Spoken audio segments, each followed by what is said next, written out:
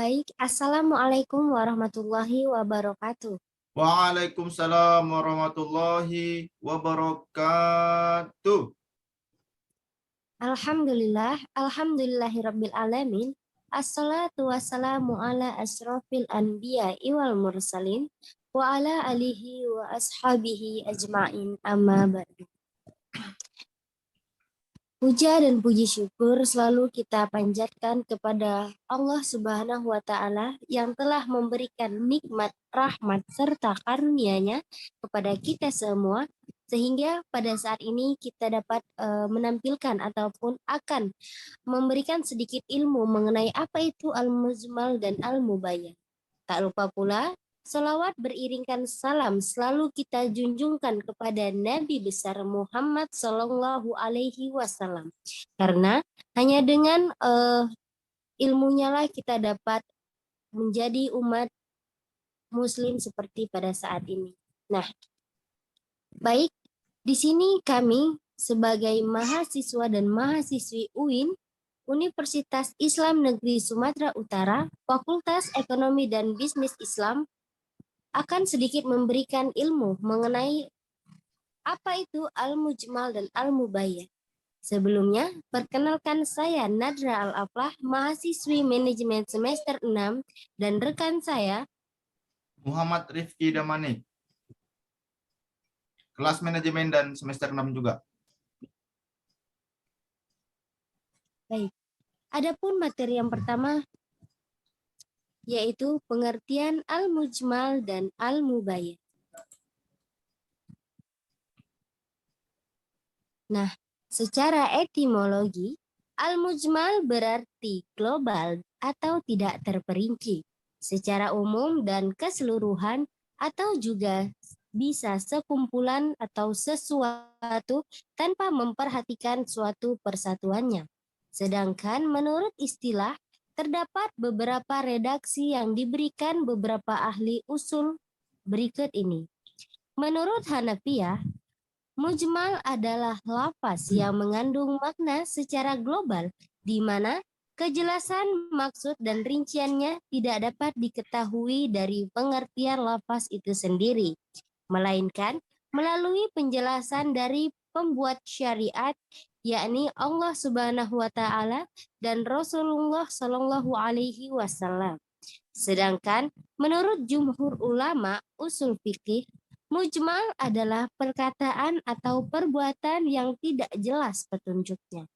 Abu Ishaq al-Shirazi mengatakan bahwa usul fikih dari kalangan Syafi'iyah mujmal adalah lafaz yang tidak jelas pengertiannya, sehingga memahaminya memerlukan penjelasan dari luar atau al-bayan, atau bila ada penafsiran dari pembuat mujmal atau syar'i.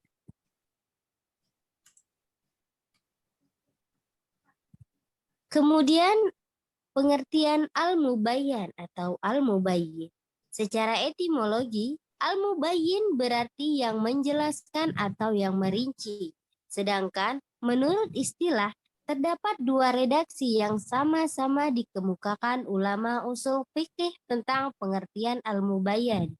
Pertama, al-mubayyan adalah upaya menyingkap makna dari suatu pembicaraan atau kalam serta menjelaskan secara terperinci hal-hal yang tersembunyi dari pembicaraan tersebut kepada orang-orang yang dibebani hukum atau mukallaf.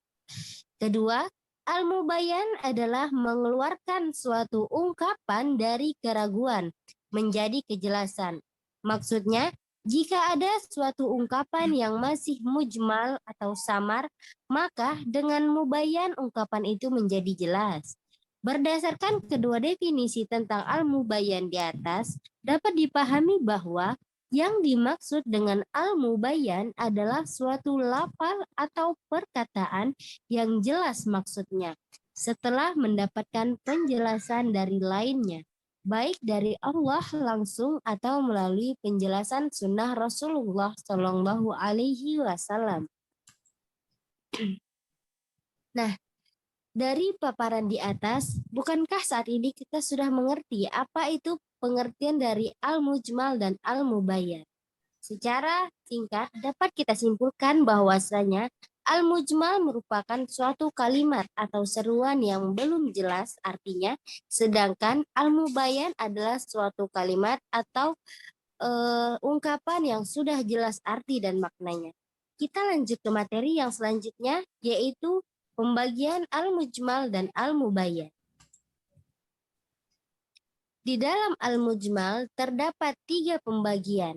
Yang pertama yaitu lafaz itu mengandung makna lebih dari satu dan tidak ada makna yang tertentu untuk diketahui atau dengan kata. Kedua, lafal-lafal yang dinuklilkan oleh syar'i dari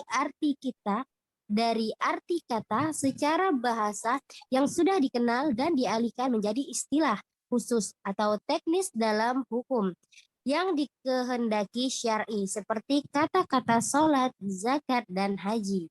Yang ketiga yaitu lafal yang maknanya asing ketika digunakan seperti kata al-mar'i dalam firman Allah Subhanahu wa taala, yaitu surat Al-Mar'i ayat 19 yang artinya dan mengandung makna sesungguhnya manusia diciptakan bersifat keluh kesah lagi kikir. Adapun yang kedua yaitu al-mubayyan. Al-mubayyan atau lafal-lafal yang memberikan dan menjelaskan makna lafal-lafal yang mujmal dalam Al-Quran. Oleh ulama usul fikih juga disebut dengan al-bayan. Dan menurut mereka, al-bayan terbagi menjadi beberapa macam atau fungsi, yaitu pertama, menjelaskan isi Al-Quran antara lain dengan merinci ayat-ayat global, misalnya hadis fi'iyah Rasulullah Shallallahu Alaihi Wasallam yang menjelaskan cara melakukan sholat yang diwajibkan dalam Al-Quran pada surat Al-Baqarah ayat 2. Yang kedua yaitu membuat aturan tambahan yang bersifat teknis atas sesuatu kewajiban yang disebutkan pokok-pokoknya di dalam Al-Quran. Yang ketiga, menetapkan hukum yang belum disinggung dalam Al-Quran, contohnya hadis riwayat Al-An-Nasa'i dari Abu Hurairah bahwa Rasulullah Shallallahu Alaihi Wasallam bersabda mengenai keharaman memakan binatang buruan yang mempunyai taring dan burung yang mempunyai cakar. Selanjutnya, adapun materi yang ketiga, yaitu mengenai hukum mengamalkan al-mujmal dan al-mubayyan akan dipaparkan oleh rekan saya.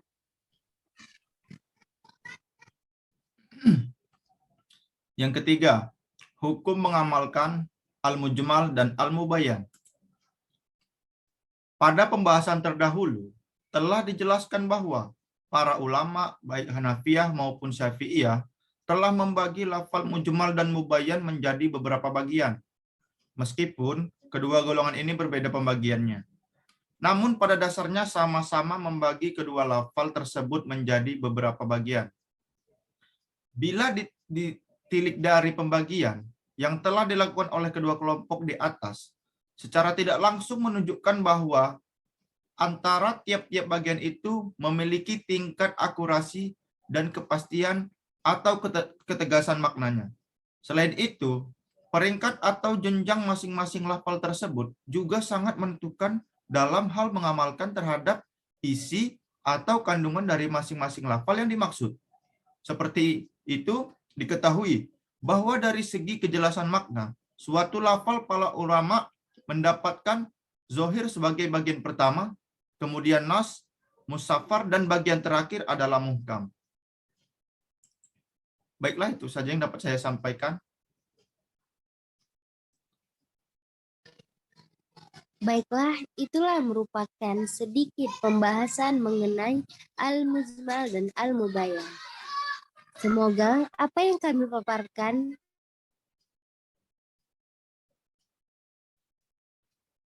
dapat sekian dari pembahasan kami. Kami ucapkan terima kasih. Wassalamualaikum warahmatullahi wabarakatuh. Waalaikumsalam warahmatullahi wabarakatuh.